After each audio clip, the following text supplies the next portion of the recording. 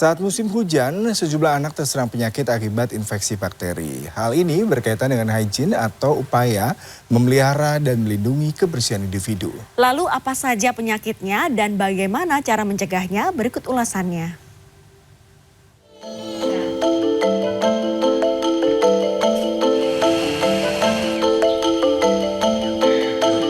Sejumlah anak terserang penyakit akibat infeksi bakteri saat musim hujan.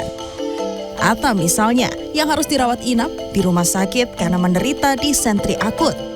Sang ibu mengatakan sebelumnya Atta buang air besar sebanyak 6 kali mulai sore hingga malam hari. Balita yang berusia 15 bulan ini pun mengalami muntah dan diikuti demam tinggi pada keesokan harinya. Bermain, terus lupa cuci tangan, langsung makan gitu aja, jajan-jajan. Nggak boleh. Gejala awalnya apa saat itu? Nggak ada sih, cuman tiba-tiba langsung muntah sama berak aja. Tapi langsung terus gitu.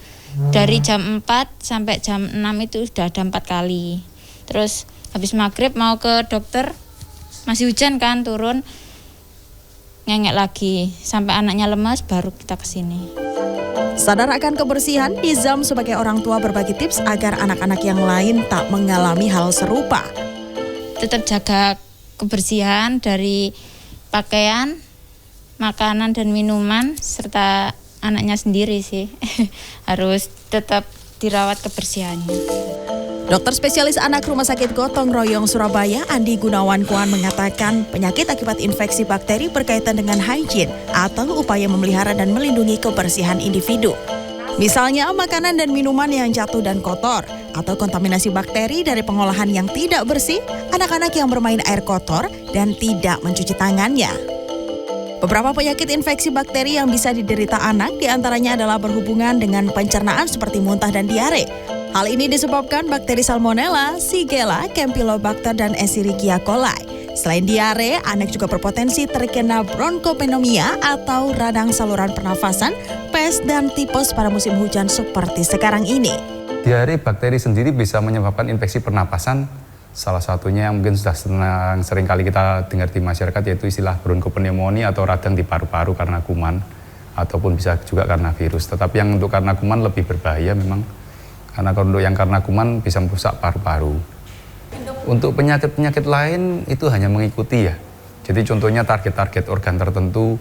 Contohnya kalau untuk pada saat musim banjir gini yang harus kita hati-hati itu di mana tempat-tempat pusat untuk sarang-sarang tikus yang ada kotoran-kotoran tikus itu seringkali ada bakteria. Nah di sana ada bakterinya yang khusus untuk seringkali menyebabkan penyakit pes. Untuk mencegahnya, orang tua perlu menjaga kebersihan makanan anak mulai dari proses pengolahan hingga penyajian dan juga menjaga kebersihan lingkungan. Selain itu, juga mengharuskan anak cuci tangan dengan benar untuk mencegah pertumbuhan kuman, mengonsumsi multivitamin, serta melakukan imunisasi.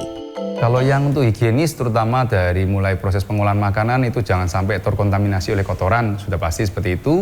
Pencuciannya harus dengan benar, pengolahannya juga dengan api yang benar, secukupnya. Terus kemudian juga dengan menjaga kebersihan tangannya, cuci tangan sesuai dengan lokasi tempat bekerja. Sementara jika anak bermain hujan, suhu tubuh akan menurun dan lebih rentan terinfeksi.